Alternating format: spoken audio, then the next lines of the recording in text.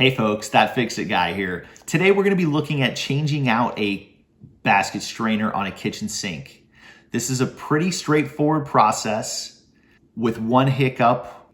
The basket strainer that we're installing is a little shallower than the one that we're replacing. But I'll show you how to do it. It's going to be a cinch. So let's get to fixing. The tools that we're going to be using to change out the basket strainer are going to be the 440 channel locks. We're going to use this faucet and sink installer. If you take this and you pop this piece right here out, you can flip this around and you can use that. If you don't have one of those, then you could just take a pair of needle nose pliers and you could stick that up in the holes and hold it. And I'll demonstrate that in this video as well, just in case. We'll also be needing a flathead screwdriver just to clean the plumber's putty off. The sink strainer that we're going to be installing is actually a little more shallow than the previous one. And so we're going to end up having to cut the tailpiece a little bit. And we'll be needing the clippers for that. This is just a PVC cutter. If you don't have one of these, don't worry about that either. You could just use a hacksaw. Any kind of saw, really, a wood saw would cut through that plastic pretty good too. We're also going to be needing some plumber's putty.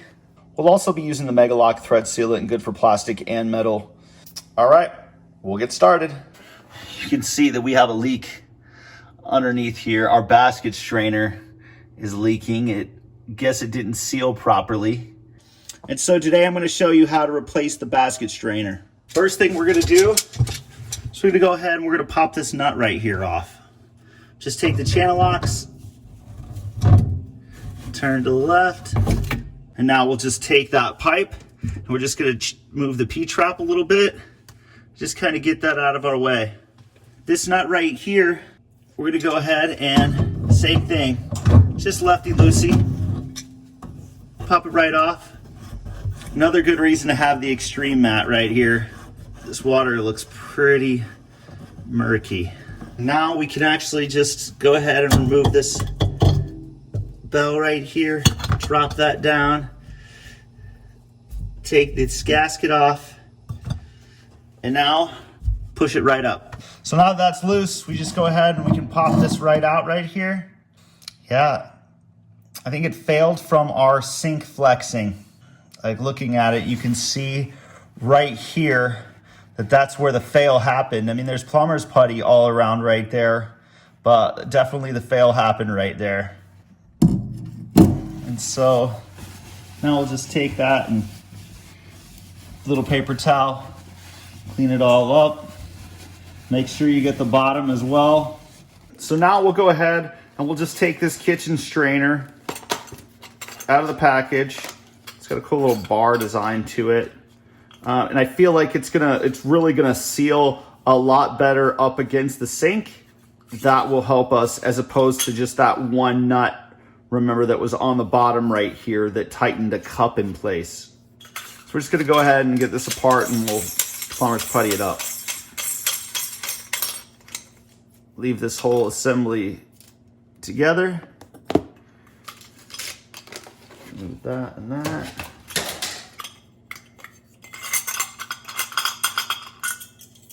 Stick this up there, and we'll grab some plumber's putty.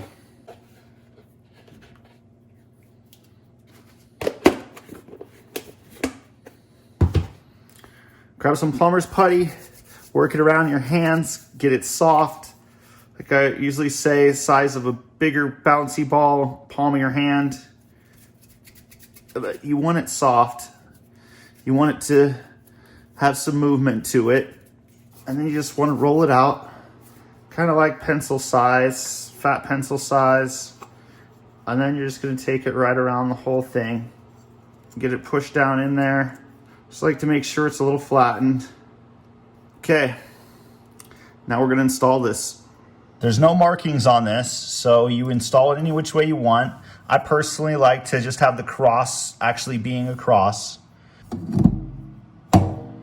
And just kind of get it pushed down and make sure it's kind of lined up the way you want it. And now we go below. So now is where we're going to take the gasket assembly that we just kind of set aside, and we're just going to screw that on. Once you feel some pressure there, just go ahead and stop. Remove this bottom nut and set that aside, because we're going to have to put our tool right here. So now I usually lay on my back because it works a little bit better that way. And here's where this little tool right here comes in handy. You're able to just stick that up in there, and you're able to hold this in place while you tighten with the channel locks, like so. I just open the jaws of the channel locks as much as I can. Grab one side with the top jaw, and with the bottom jaw, put pressure against one of the other little nubbies, and you're able to just hook this up. If you didn't have this fancy faucet tool, you could take a pair of needle nose pliers and you could get in here and you could hold these counterclockwise like so while turning. And it works out the same. You know, a lot of times they say go with what you have. If you have some of these, well then use them. So after I tighten that as tight as I can get it, I just like to wait a couple minutes, because you can see right here, the plumber's putty has oozed out more than it had before, and it's gonna continue to ooze a little bit more. So then we're going to go down again and we're gonna tighten it again. So now we'll just take our P-trap and we'll slide it back into place. Quick way to measure when you have it right here is just set this right up there and just measure with your thumb. Just make sure that you account for the little washer that's right here, and about right there. Give that a cut off. We got a new nut and washer. I'm gonna go ahead and use it. Get that cleaned up a little bit because it was pretty nasty.